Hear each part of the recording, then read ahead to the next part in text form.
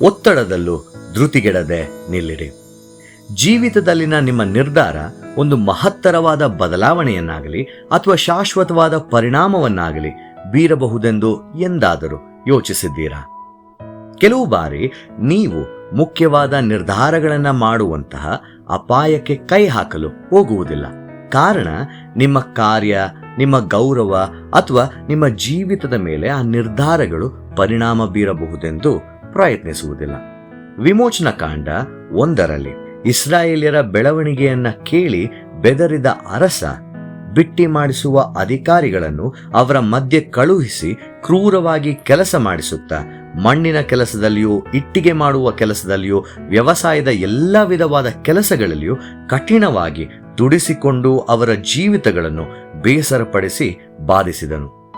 ಅವರ ಮೇಲೆ ಕೆಲಸದ ಹೊರೆಯನ್ನು ಹೊರಿಸಿ ಕ್ರೂರವಾದ ಕೆಲಸದ ಅಡಿಯಲ್ಲಿ ಅವರನ್ನು ಹತ್ತಿಕ್ಕುತ್ತಾರೆ. ಅಲ್ಲಿನ ಸೂಲಗಿತ್ತಿಯರನ್ನು ಕರೆಸಿ ಎಲ್ಲಾ ಗಂಡು ಮಕ್ಕಳನ್ನು ಕೊಂದು ಹೆಣ್ಣು ಮಕ್ಕಳನ್ನು ಉಳಿಸುವಂತೆ ಹೇಳುತ್ತಾನೆ. ಶಿಪ್ರ ಹಾಗೂ ಪೂಗ ಐಗುಪ್ತರ ಅರಸನ ಮಾತಿನಂತೆ ಮಾಡುವುದಿಲ್ಲ.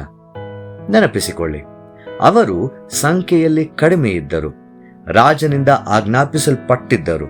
ಆ ಒತ್ತಡದಲ್ಲೂ ಧೃತಿಗೆಡದೆ ನಿಲ್ಲುತ್ತಾರೆ. ಈ ಧೈರ್ಯಕ್ಕೆ ಕಾರಣವೇನು ಗೊತ್ತಾ? ದೇವರಲ್ಲಿ ಇಟ್ಟಿರುವ ಭಯ. ನನ್ನ ಸ್ನೇಹಿತನೇ, ಮನುಷ್ಯನ ಅಧಿಕಾರವು ದೇವರ ಆಜ್ಞೆಗಳಿಗೆ ವಿರುದ್ಧವಾಗುವಾಗ ಒಂದು ರೇಖೆ ಎಳೆಯಬೇಕಾಗುತ್ತದೆ, ಒಂದು ಆಯ್ಕೆ ಮಾಡಬೇಕಾಗುತ್ತದೆ. ಒಂದು, ಮನುಷ್ಯನ ಅಧಿಕಾರಕ್ಕೆ ದೂರ ಉಳಿಯುತ್ತೇವೆ, ಇಲ್ಲವೇ ದೇವರ ಆಜ್ಞೆಗೆ ಹೊಂದಿಕೆಯಾಗಿ ಪರಿಣಾಮದ ಅಪಾಯವನ್ನು ಸಹ ತೆಗೆದುಕೊಳ್ಳುತ್ತೇವೆ. ಈ ಇಬ್ಬರು ಸೂಲಗಿತ್ತಿಯರು ಗಂಡು ಮಕ್ಕಳನ್ನು ಕೊಲ್ಲದ ಹಾಗೆ ನಿರ್ಧಾರವನ್ನ ಮಾಡುತ್ತಾರೆ.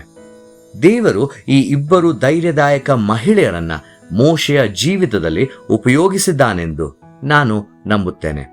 ಇವರಿಬ್ಬರಿಲ್ಲದ ಹೊರತು ಮೋಶೆ ಅದೇ ದಿನವೇ ಕೊಲ್ಲಲ್ಪಟ್ಟಿರುತ್ತಿದ್ದನು.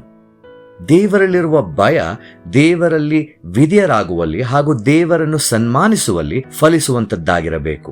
ಇಲ್ಲಿ ನೋಡುವಂತಹ ಎರಡನೆಯ ಸಂಗತಿ, ಅವರು ದೇವರಲ್ಲಿ ಭಯಭಕ್ತಿಯುಳ್ಳವರಾಗಿದ್ದರು ಹಾಗೂ ಅದಕ್ಕೆ ದೇವರಿಂದ ಹಿತವನ್ನು ಹೊಂದಿದರು. ವಚನ 21, ಅವರು ದೇವರಿಗೆ ಭಯಪಟ್ಟದ್ದರಿಂದ ಆತನು ಅವರಿಗೆ ವಂಶಾಭಿವೃದ್ಧಿಯನ್ನು ಉಂಟು ಮಾಡಿದನು. ಸೂಲಗಿತ್ತಿಯರಿಗೆ ತಮ್ಮದೇ ಆದ ಮಕ್ಕಳಿಲ್ಲದ ಕಾರಣ ಈ ಕೆಲಸವನ್ನ ಹಿಡಿದಿದ್ದರು. ಈ ಸಂಗತಿಯಲ್ಲಿ ದೇವರು ಕುಟುಂಬದೊಟ್ಟಿಗೆ ಅವರನ್ನು ಆಶೀರ್ವದಿಸುತ್ತಾನೆ. ಸತ್ಯವೇದ ಹೇಳ್ತದೆ, ದೇವರು ಶುಭವನ್ನು ಎಂದಿಗೂ ದಯಪಾಲಿಸದೆ ಇರುವುದಿಲ್ಲ. ಅವರ ಬಹುಮಾನ ರಾಜನಿಂದ ಸಿಗದೆ ದೇವರಿಂದಲೇ ಸಿಗುತ್ತದೆ.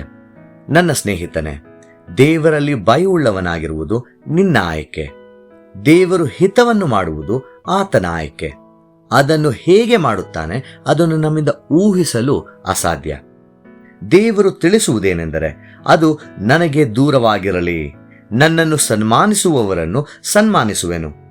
ನಿಮ್ಮ ಈ ತಿಂಗಳ ಪಯಣದಲ್ಲಿ ಕ್ರಿಸ್ತನನ್ನು ಸನ್ಮಾನಿಸುವ ನಿರ್ಧಾರಗಳನ್ನು ಮಾಡಿರಿ. ಆತನಲ್ಲಿ ಮಾತ್ರವೇ ಭಯಭಕ್ತಿಯುಳ್ಳವರಾಗಿರಿ. ಒತ್ತಡಕ್ಕೆ ಮಣಿಯಬೇಡಿ, ಒತ್ತಡದಲ್ಲೂ ಧೃತಿಗೆಡದೆ ನಿಲ್ಲಿರಿ. ದೇವರು ನಿಮ್ಮನ್ನು ಆಶೀರ್ವದಿಸಲಿ. ಶುಭ ತಿಂಗಳು.